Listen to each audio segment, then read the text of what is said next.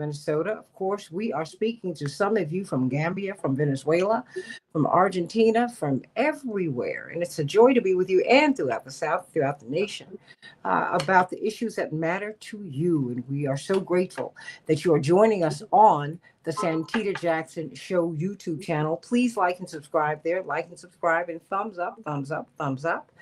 Please also go to the Santita Jackson and Friends page. Many of you are reaching out to me on Facebook. They cap you at 5,000.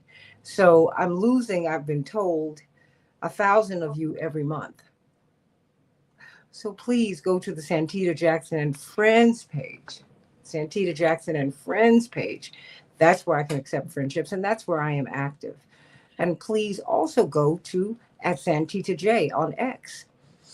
I'm becoming active there. Although all of these X fights and all of that, that's really not my thing. I like to traffic in truth and keep it going. So let's talk about today what's going to happen in 2026 in the second hour. Many people are saying that, there is a pathway for Democrats to at least overtake the House and make Hakeem Jeffries the Speaker of the House. Why does that matter? Because the Speaker of the House determines the legislative calendar, what laws get put on the floor, what's going to be debated, what's going to be discussed, what can be passed, what is overlooked. So, and will they be an effective check on President-elect Trump's power? And every president, I don't care who they are, they need a check. It keeps all of us honest. But there's a lot of upset about this in certain quarters about this particular presidency. But we'll have to see. But we should also be vigilant. But right now, we're looking at something that I think pays.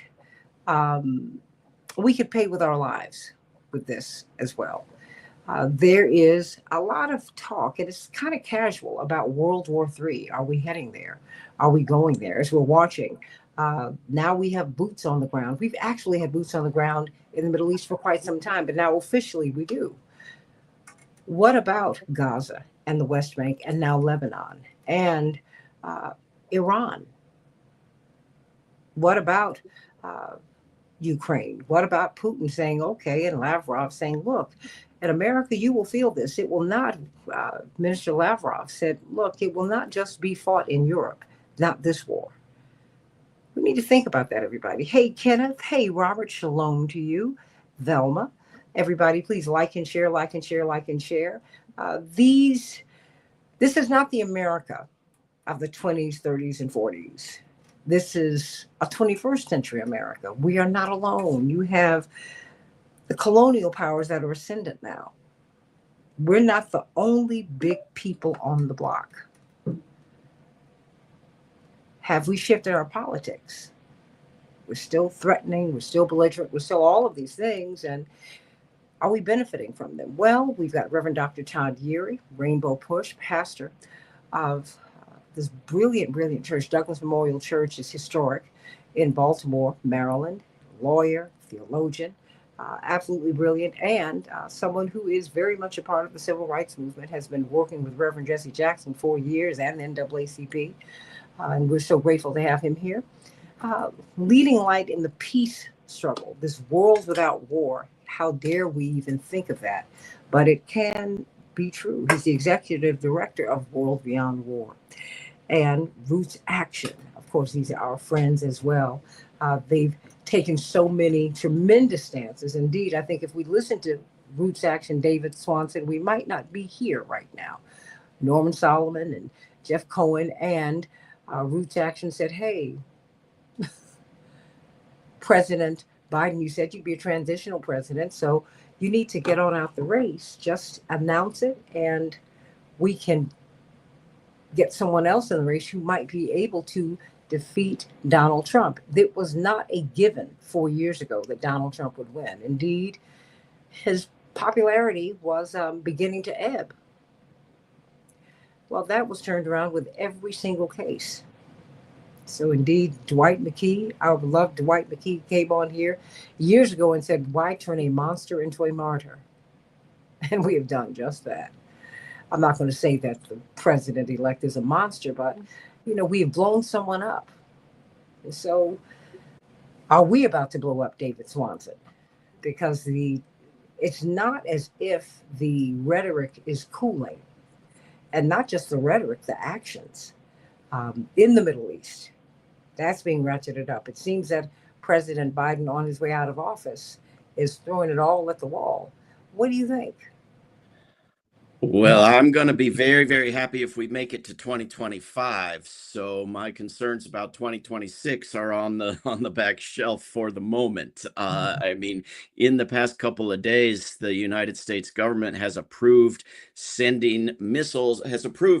using missiles already sent to Ukraine to attack within Russia. Russia has changed its nuclear policy to say it will use nuclear weapons in response to just such an action. Ukraine has proceeded to take just such action.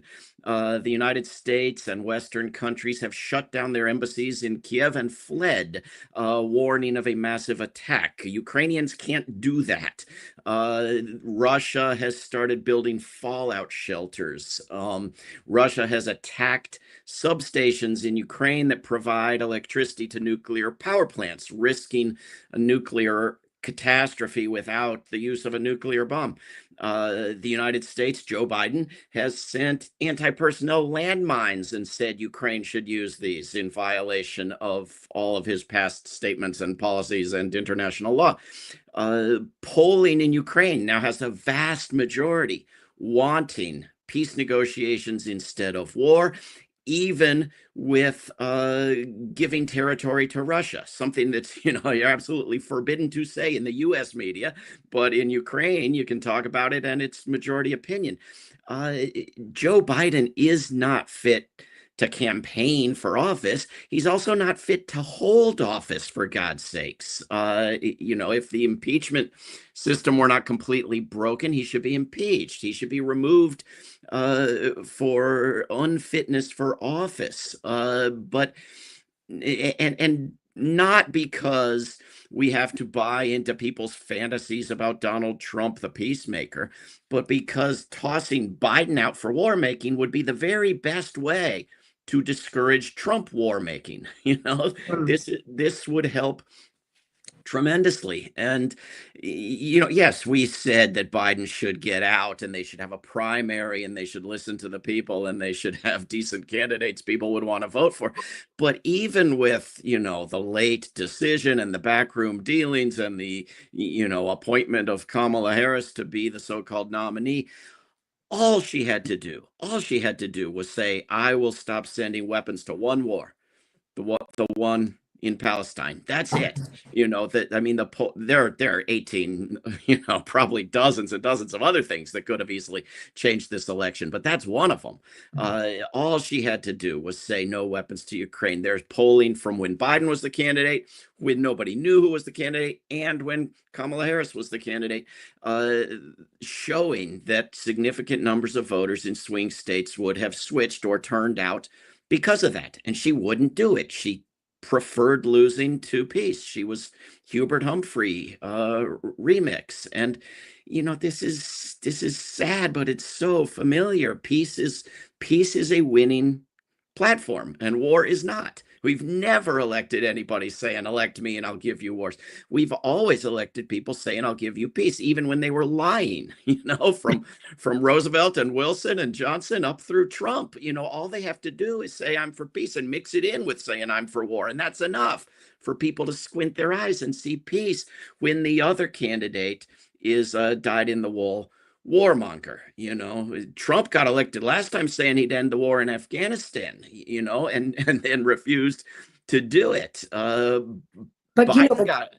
there's also there's also reporting that he wanted a rapid end, according to various reports, that he wanted a rapid end to Afghanistan, but it was his national security team not taking up for him. But it seems like it's this whole beast that is thriving on war. Yes, but Joe Biden, spineless warmonger corporate servant that he is, said too bad to those same warmongering advisors and ended the war in Afghanistan. You're the president. It's your choice, you know. You Mhm. you appoint all these warmongers to advise you, and then you must obey them, and you're in their power. Come on. Trump is appointing, a rogues gallery of the worst possible warmongers to nominate for his next cabinet.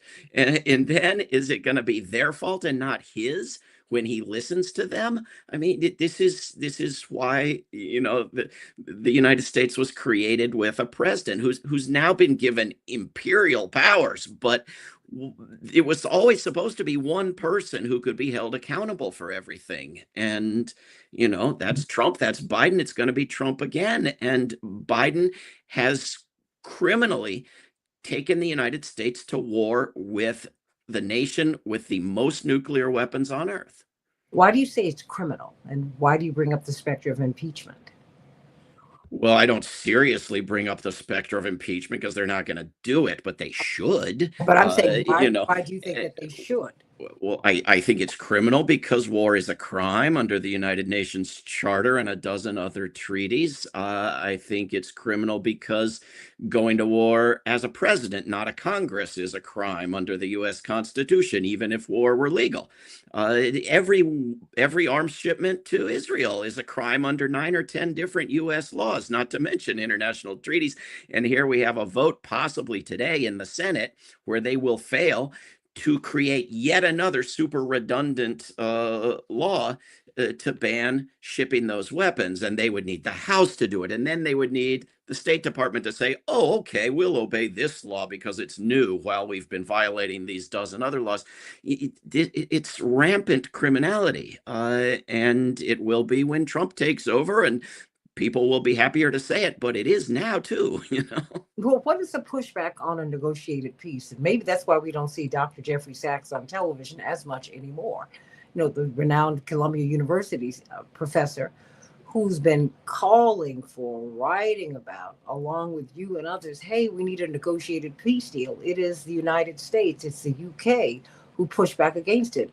Why? The United States and NATO and the Western countries want war with Russia. They want to weaken Russia.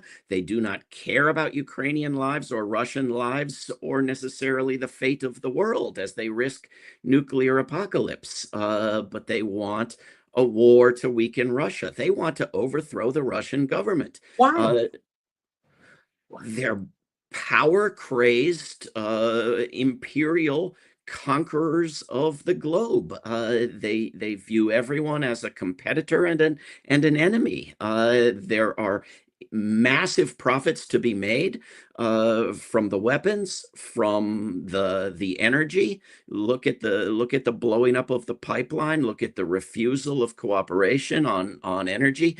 There's the money, there's the power, there's the sadism. There's the false belief that it's electorally beneficial to be macho rather than to save the world from destruction. And there's just the inertia of who's been promoted and appointed in Washington for decades. Nobody who would talk about peace. I mean, I talked about peace before Jeffrey Sachs, and I've been gone from the U.S. media longer than Jeffrey Sachs. You can't do it in the U.S. media, but you can't do it in Washington either. You can't be a congressional staffer or a presidential advisor and talk about peace. You're out of a job. Out of a job, and you're disappeared. I mean, because you can't even be on social media and talk about peace. And I think the day after the election, Trump said he was going to create freedom of speech and you were going to have freedom and transparency on social media. So we wouldn't have, presumably, these machines secretly, hiding decent posts and promoting the nonsense that billionaires tweet. I'll believe it when I see it, because right now, you're censored if you say the wrong things. And this is not a public forum. It's a slanted table monopolized by people with horrible interests. The guy who owns Twitter is being put in charge of government efficiency. And instead of going after the $1 trillion in the military and God knows how much to deport millions of people and militarize a border, uh, he wants to, destroy the Department of Education and the Department of Energy and the Department of and the Environmental Protection Agency and so forth. I mean, this is not what people vote for. I would love to just let people, including the people who elected Donald Trump, vote on policies. They would get so much more right than Trump or Biden or any of these people in power. Indeed, yesterday it was reported that uh, President-elect Trump's numbers electorally, in terms of raw numbers, he's now below 50%. I think he's at like 49.9%.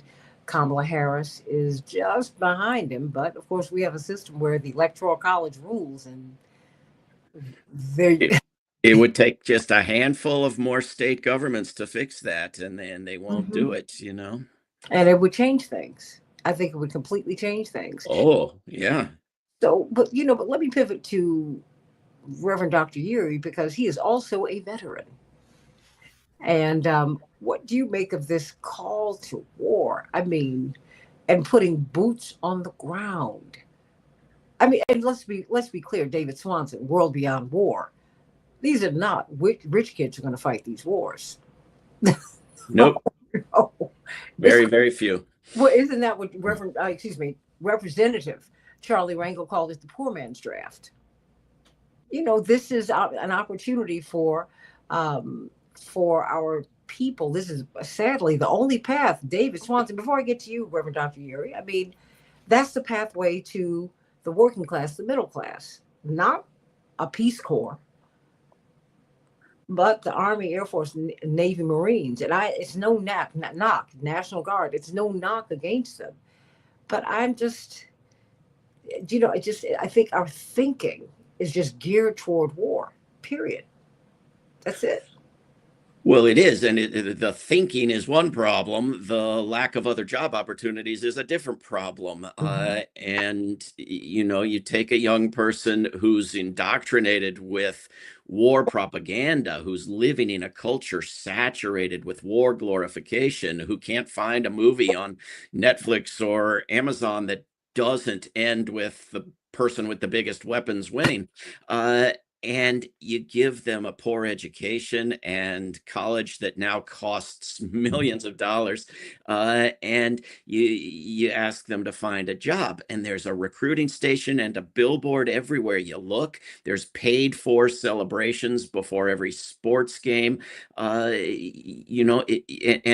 they're told they'll be a hero. They're told they'll be thanked. They're told they'll be doing a public service, that in fact it's a nation's civic duty to the world to do militarism. It's not a crime, it's philanthropy. And yes, of course I blame them, but you can't blame them much. You gotta blame the government that's setting these policies and creating these conditions and opposing Congress members and senators opposing making college free precisely and explicitly so that it doesn't hurt the military recruitment. I mean, this is cynical. This is evil. This is a violation of the spirit of the Convention on the Rights of the Child, which is a part every single nation on earth except this one is party to. It's sickening. Yeah, I'm not in favor of a draft. I don't think a draft would fix anything. But I'm in favor of giving people education instead of militarism. I'm in favor of giving people job opportunities and good educations and healthcare and transportation and childcare and environments rather than this life where the only light they can see it comes through joining a murder machine. I mean, we've been somewhat helped out by in this regard by the fact that the U.S. has figured out how to use other people's young ones in its wars. Use Israeli soldiers, use Ukrainian soldiers, use mercenaries, use robots, use drones. But at some point, when this thing gets out of control and it's time for their all-out war on Russia, which will likely as not kill us all and all other species with us, they're gonna have to use U.S. troops, and they're gonna have to have a draft to do it. Uh, and at some point, the Republicans are gonna listen to the Democrats and draft young women as well. What about some are calling for us to become like Israel and have mandatory military service? What say you about that? Well, in recent years, the US government sent a commission around the country doing public hearings, pushing this idea of public service and beautifying it with a non military option. And the vast majority of people in the United States were strongly opposed, whether it was military or non military. They don't want mandatory anything. I think mandatory service, if it were actually something that was a service, not destructive, counterproductive mass murder, might be a good thing. But most people don't. Most people in the United States do not. It's going to have to be imposed on them, kicking and screaming. And for people who have accepted that militaries are inevitable and want to see rich people in militaries too, or even imagine it's a bank shot strategic way to discourage militarism by making the rich kids do it and then they'll stop it. I'm not convinced. I don't think putting more people in the military will stop the military, and I don't think drafting people into the Vietnam War stopped anything until there were 6 million bodies on the ground, and a great deal of activism, some of it related to the draft, some of it not.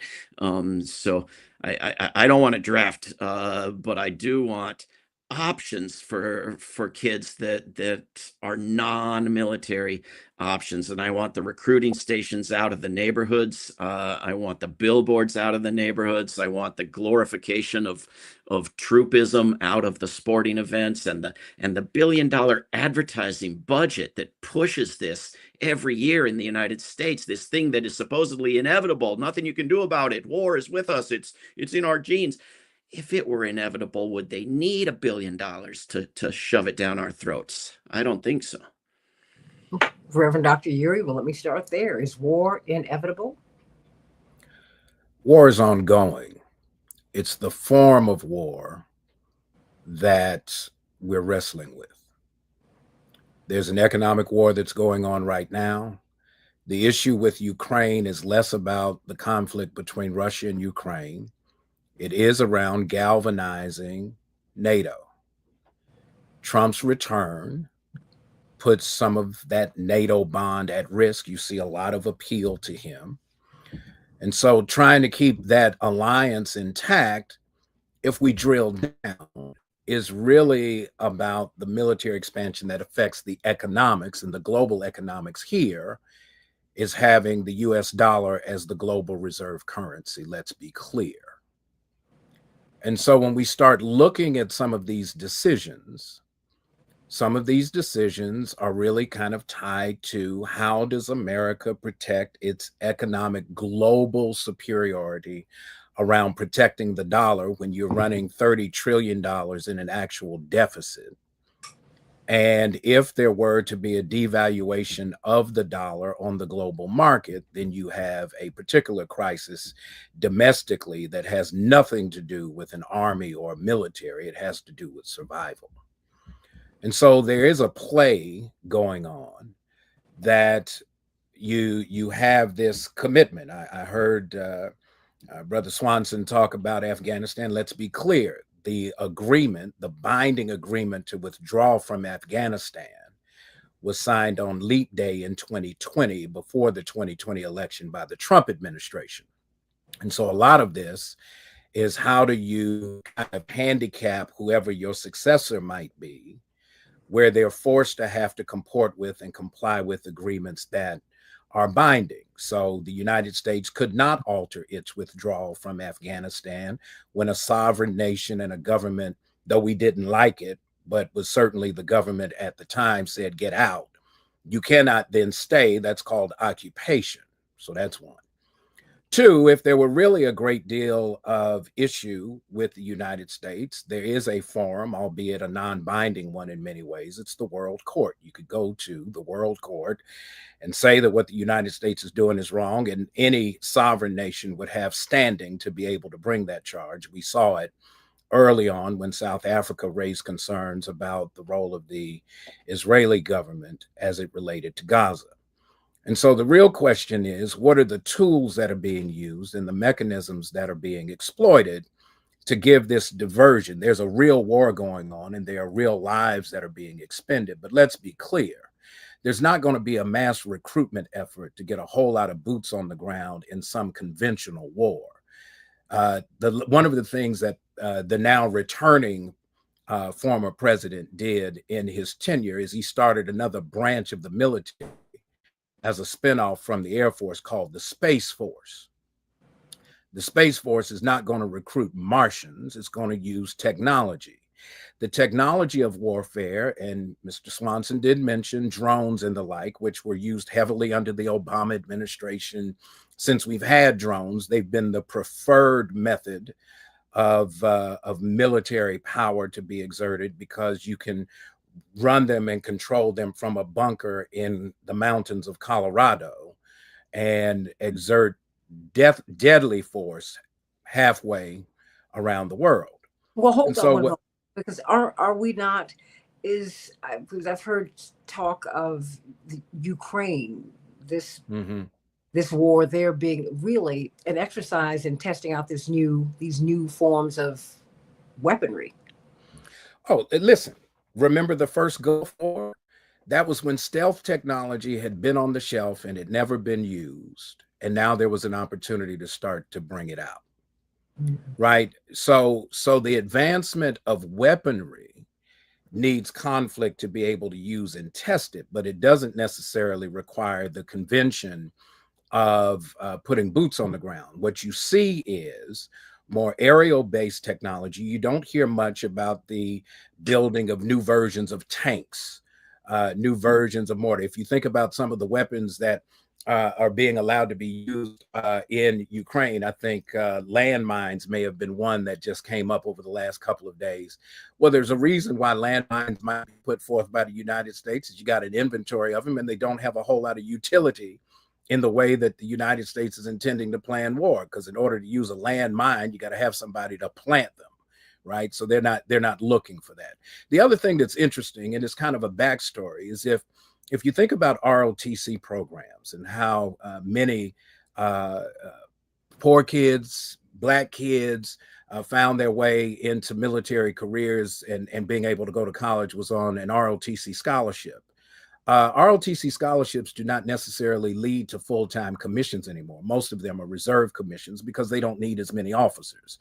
The reason they don't need as many active duty officers is they're not moving and commanding as many troops. This is really a technology war, which takes us back to the Silicon Valley piece. Why is it that you would have technology moguls having such influence in where they will sit in the cabinet?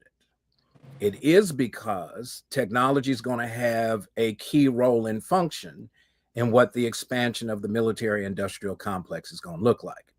And so we have to keep our eyes much wider and certainly clear-eyed than we have, because the notion of a draft, I don't think anybody who has studied the role of the military and how it is carried out, there's no draft coming back. They don't have a personnel recruitment problem. They have a technology problem.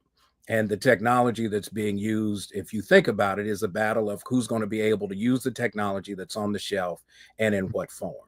The one thing that you did hear from President Biden's recent trip overseas and his last meeting with President Xi is that they agreed that there would be non-humans controlling the nuclear arsenals and the ability to activate them. There will be no artificial intelligence used to make those determinations. I think those are the kind of things start looking at who are the people and places controlling this sophisticated weaponry that can do widespread damage, not just to your particular target, but to the globe.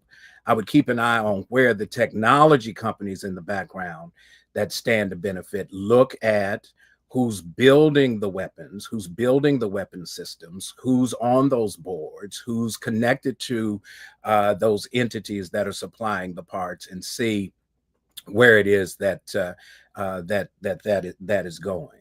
And so I think when we look at it, the other part is let's be clear about why you see some folks going to the military over time. We have to remember that the history of warfare has this gnarly thing sitting up in the middle of the history of the country called the Civil War, that had it not been for the ability of some people to actually participate in the liberating of the nation from the secession of the southern states, we probably wouldn't be having this discussion. So there is a certain kind of awareness of the role of the military in the history of liberating formerly enslaved persons, but also the role, and Santita, you mentioned it, that government service writ large, whether it was in uniform or as a civil servant, actually helped to build a significant part of the middle class in cities and towns across the country. And there are two things that they're coming with when the new administration takes office. One, to shrink the size of government, right? To get rid of a number of the civil service positions. So that's going to have a serious impact on some communities in terms of where there are government installations and government offices. But also the expansion of the military budget, particularly around the deployment of technologies. And I would keep a particular eye on what happens with the Space Force. Well, getting back to you, David Swanson, and I'd like to hear your feedback on this as well, Reverend Dr. Yuri, Esquire, veteran. David Swanson, what about this proposed first responder program with the New York City Police, where they will be routinely using drones? What do you make of that? It seems like we're increasingly becoming militarized. I mean, I don't know if we really grasp that. What does that say to have first responders be drones? And I can see that bleeding out into how they respond. And as with many of these technologies, they're used first in war and or first in Palestine. And New York City police are trained in Palestine by Israel. And I think it's a horrible, horrible trend. But I want to comment briefly on this brief mention of the military building a middle class, because there is no worse way, morally or economically, to build a middle class. It's the worst job creator and economic booster there is. Even not taxing working people in the first place and spending that money on anything is better, but spending it on education or energy or transportation is far, far better. So the fact that the U.S., ties one hand behind its back and builds its economy in the least efficient manner possible and the most immoral manner possible doesn't mean it's the only way to do things.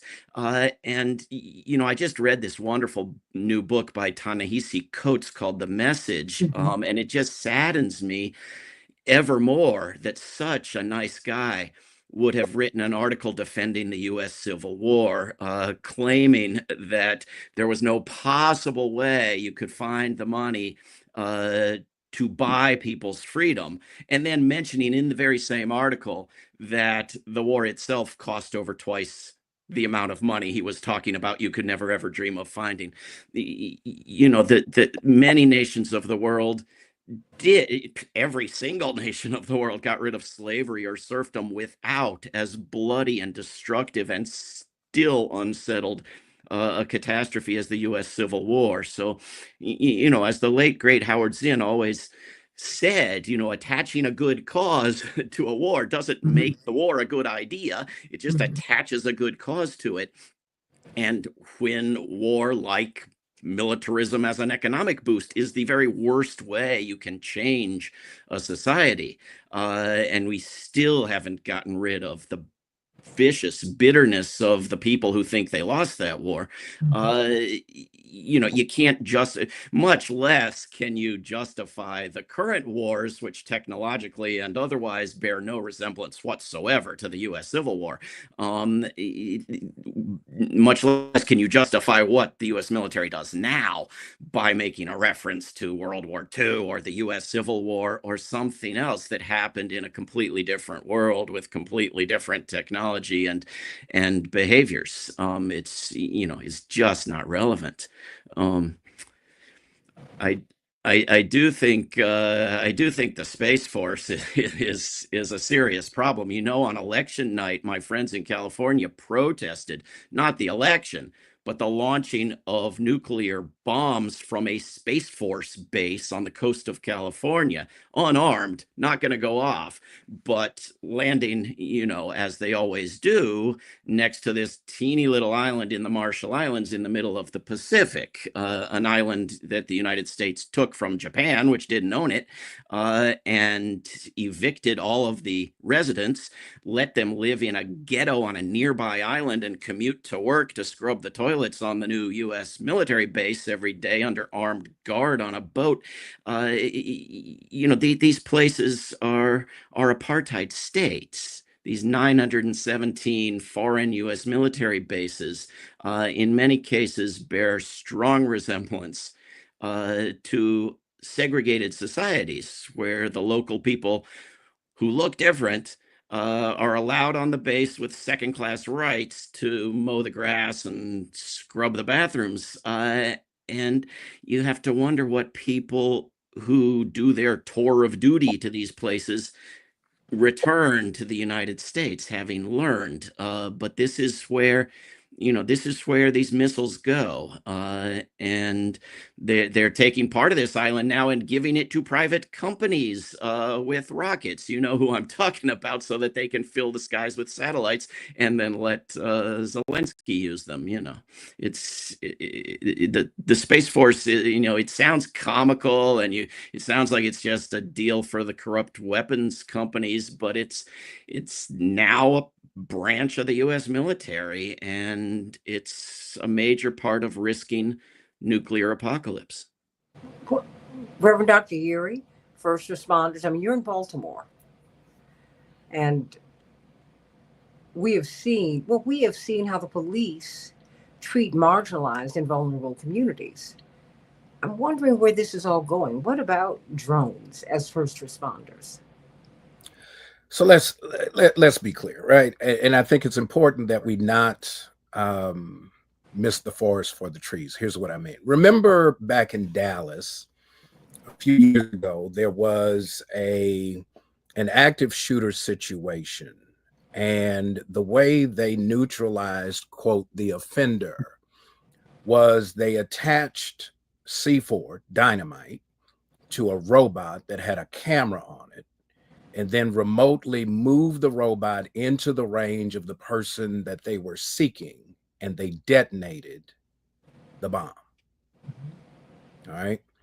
Let's also be clear that when we say police departments are paramilitary organizations structured very much like the military is in terms of rank, using many times the weapons that have been deactivated for actual military use, but would have some utility on the streets of nations. And so basically what you have is, when you talk about militarism, it is not talking about the armed forces in one voice and the police in a different voice. They just wear different uniforms. They have a very similar mission.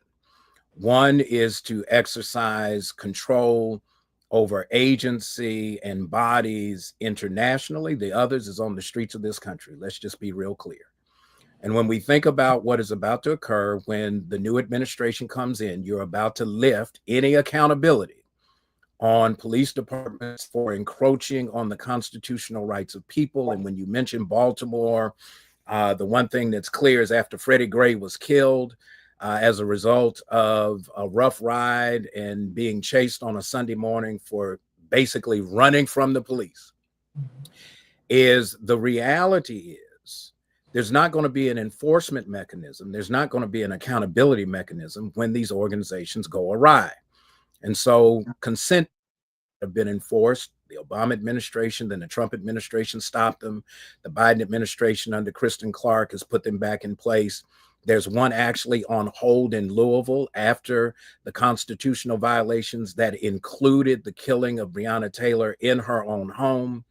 The mayor has slowed down his signing of the consent decree because in some ways, I think cynically, they are hoping that if the United States government is the plaintiff doing the enforcement and you get a new attorney general, albeit one who is criminal himself in terms of his activity, and Matt Gaetz gets confirmed, then the plaintiff will move to withdraw the suits that are seeking the accountability for protecting the constitutional rights of the people of the cities in this country. And then the police departments will be somewhat militarized to help the federal government with this mass deportation plan. And there's not going to be a mechanism, because if you stack the courts with judges who don't really care about the history of law and the evolution of civil rights law, you now have created the beginning of what looks like a despotic rule coming back and is not soon to leave. And so while we can certainly critique the utility, my point in raising the role of military and civil service in building a middle class is that that's the tool that's often used, the enticement. I'll pay for your education.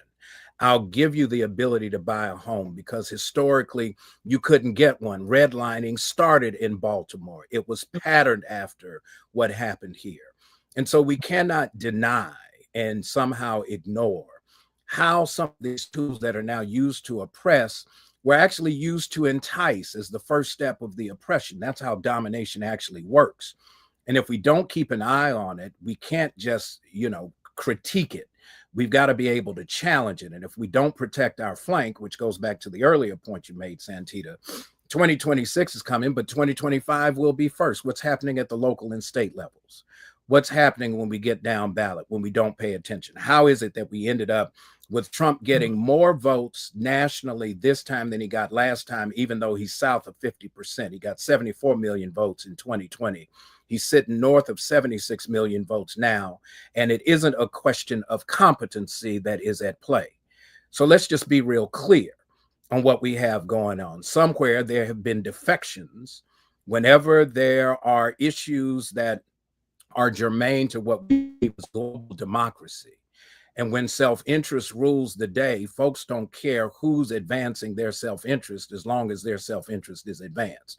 And so you can have a crook, you can have a thief, you can have a sexual predator. All of these are not just, these are not metaphors. These are not just, we're not using rhetorical flourishes. We are now actually having a conversation of whether or not a valid conviction by a jury in New York is going to stand simply because the former president is coming back to be president of the United States. That doesn't apply to anybody on this screen that I'm looking at right now. Do not try this at home. It don't apply to you. But what does apply to you is how do we put in place the movement of the people to resist it? Because it's coming. And let's not pretend that it's not. If we don't start putting in a plan other than, the analysis paralysis that often halts most movements before they even get started, we're going to find ourselves victimized by our own inactivity and apathy. And that is going to be the most lethal weapon, probably more so than any that could be created and crafted in Silicon Valley. And we're mindful of the fact that many in our military, the suicide rates are up, and payday loan centers are at the edges of these bases because Reverend Dr. Uri and David Swanson, they're being paid a pittance for their lives. Some people call them cannon fodder, and they are our loved ones. This is awful. We only have about 10, 12 minutes left here, but I want to ask you this, David Swanson, because it seems that as President Biden is on his way out the door, David Swanson and Reverend Dr. Uri, it's like the war machine's on overdrive. These contracts must be fulfilled. Come on, let's get real. This is money. You know, I mean, I think it was Robert, you were saying that there were big layoffs at Boeing. I don't know how they're still in business. I mean, all of the windows, I mean, excuse me, the doors blow off the planes mid-flight. I mean, you couldn't get these people out of space. I don't know who gets rewarded for doing a poor job. Oh, I do. The people in power. The Peter principle is real. So, you know, talk to me. I mean, because we talk peace, wink, nod, and yet we're known as the warmongers all over the world. I don't even know if Americans really know um, just how we're regarded and how that the fallout, I mean, in terms of how we're regarded, business, everything. But I mean, people are not even looking at that, which is moral, David Swanson, which is what's so tragic. But I mean, the war machine is on overdrive. It seems like that is what he's doing before he gets out of here. And it's all coming home to the United States is exactly right. The police are a variation on the military. The border guard is a variation on the military. The same weapons, the same technology, the same language, the same mentality, the same training by the same trainers. And there's not an easy answer. We need the states and the cities to pursue legal solutions to the extent that we can compel them to, but we need people to do everything in our power to turn cities and states into sanctuaries that will not allow any human being to be deported or attacked by police or any police to act without accountability. And it's not going to be easy. And we need the people to up the level of activism in Washington, D.C., to end the militarism at its root in the wars. There is no excuse. In a normal nation, people would have surrounded the government and insisted on change. I know everybody lives very far from Washington, D.C., and it's very hard. But say that one more time. What? In a what? in a normal country, a government that behaved this badly, people would surround the government, not march on a Saturday, wonderful as Saturday marches are, but surround the government and not leave until there's change. We need to do that, and we need to work with our brothers and sisters around the world to get their governments to find the decency that South Africa had to go to the International Court of Justice, but this time to go to the General Assembly and circumvent the U.S. veto and force changes, throw Israel out of the United Nations, put an arms embargo in place, put targeted sanctions in place, put unarmed peacekeepers into Palestine, end this thing that is the will of most people on earth and supposedly most governments on earth, though they show very little courage to act on it. It's not going to be easy. Everything has gotten harder and harder, and we don't know whether to go after saving the environment or preventing nuclear war. And we got to do both simultaneously while dealing with poverty and police abuse and all the other horrors that are upon us. But it's time to up our game, not to run away and cry. That never helps anything. Well, doesn't that just require a fundamental reordering of our priorities and really morality? I mean, this is something that Dr. King, I mean, was really, really pressing in the final years of his life. You know, looking at militarism, looking at racism, looking at materialism. Indeed. He said you had to go after these three together and end them all together. And it makes it harder, but I'm pretty sure he's right. You got to go after the racism and the militarism and the extreme materialism because they're interlocked. And we have a stronger movement together if we're going after all of these things together. Reverend Dr. Uri, your closing thoughts. I've got a few of them. I was kind of chuckling. Jesus said the poor will always be among you, and it's not because poverty was an intractable thing. It's just because Jesus knew that there would be a lack of will to actually address the problem at its root. The rich young ruler who wanted to know, what must I do to inherit eternal life? He was told, go sell what you have and share it. Give it to the poor. And he walked away downtrodden. And what was the response? It's easier for a camel to go through the eye of a needle than for a rich man to get into the kingdom of heaven. That's kind of the framework that we have. Our morality has to be reframed, and we have to recognize that none of us lives in isolation. But the way you get past some of this is you have to make these things obsolete. I was sitting in the office with Reverend Jackson yesterday, and as we were talking, Santita, I looked on the edge of his desk, and there it was, another version of his flip phone. And I asked him, I said, Reverend, you still carrying around a flip phone? Do you want a smartphone? He actually ignored me like I had never said anything. As he's But wanted. but the reason he still has it is because it's not yet obsolete. The reason we still have the kinds of oppression that continue to thrive is we've not made them obsolete. We're fighting them on their terms. If we strengthen, a friend of mine said, if you want to get rid of the weeds, make the grass stronger. Mm-hmm. We keep fighting the weeds instead of strengthening the blades of grass. If we strengthen the people who are the source of the power, they will become the resistance that is needed to make some of these things, militarism, all of this kind of exploitation economically. We've got to make it obsolete, and we've got to do it to make sure that our priorities, as you have said, Big Sis, are in the right order. I'm going to get some closing thoughts from you, David Swanson. As Robert Williams says, I'm very disappointed with Joe Biden. He's so wrong for not passing police accountability, anti-racism laws.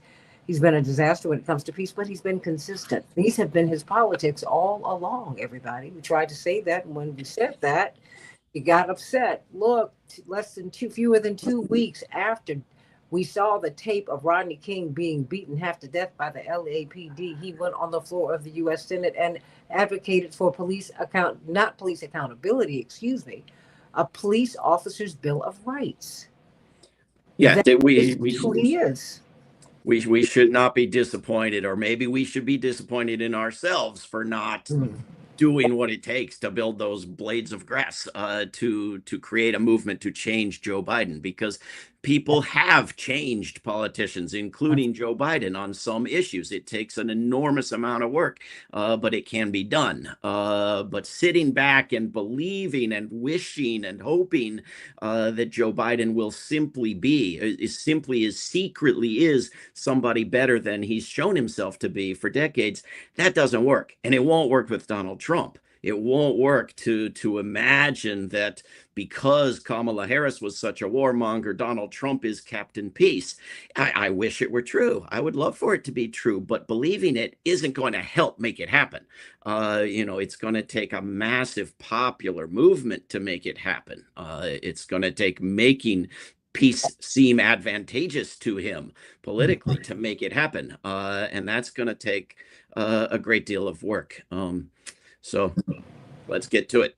Well, let's get to it. How can we get in contact with you? Because the way that we have to do this, as we exit this show, and Reverend Dr. Uri understands this, he still works very closely with Reverend, because Reverend is still working. He is in his wheelchair, and he is addled by speech from, much of the day. But if he gets rest, you can understand him very clearly. But he just won't stop. He just can't stop. And that's what freedom fighters do. They don't stop. They can't stop. And the movement can't stop. And I just thank God for the work that you're doing. But how can we get in touch with you? Because this can't be episodic, which is what you've been saying. This is something this is a sustained movement. And we have to decide to pursue peace every single day. David Swanson. That's great to hear that he's still going. Would expect nothing less. I'm late for a meeting, but I hope people will get in touch with me at davidswanson.org or worldbeyondwar.org or rootsection.org. Well, I hope that you will be back, but you have family at this show. Your family here, so thank you. Thank you. Thank you, Reverend Dr. Uri. As always, your family, you know this, and I thank you for the work that you're doing. And we are keeping hope alive. And, faith without works is dead. We got to get to work, everybody, because we have the power to stop this, Reverend Dr. Uri. I got about 30 seconds for you. Do we not? Power is in the hands of the people. The question is, will the people use the power that's in their hands? I'm Santita Jackson.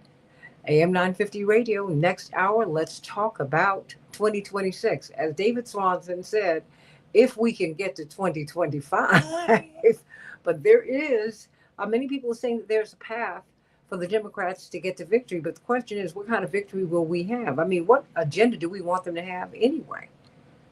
Because Reverend Dr. Yeary getting people out to vote is going to be an issue, because a lot of people want the Democratic Party to stand for the things for which they stand. People are moving. Reverend Dr. Yeary? We have a fight on our hands: litigation, legislation, demonstration.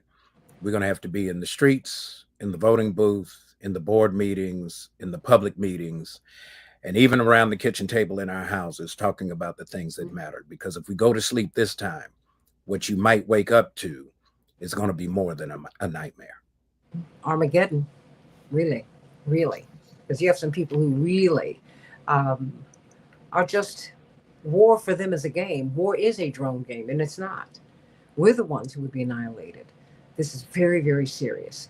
Reverend Dr. Todd Yeary, can't wait to get you back in Chicago, but you're going to be doing the work anyway, wherever you are. I don't know where Reverend Jackson's going to dispatch you to next, between your law practice and he gave me a whole list yesterday. So, so hop to it. Blessings to you, everybody. The second hour of the You as Santita well. Jackson Show coming up. Sending you much love, Reverend Dr. Yeary. AM 950 Radio, the voice of progressive Minnesota.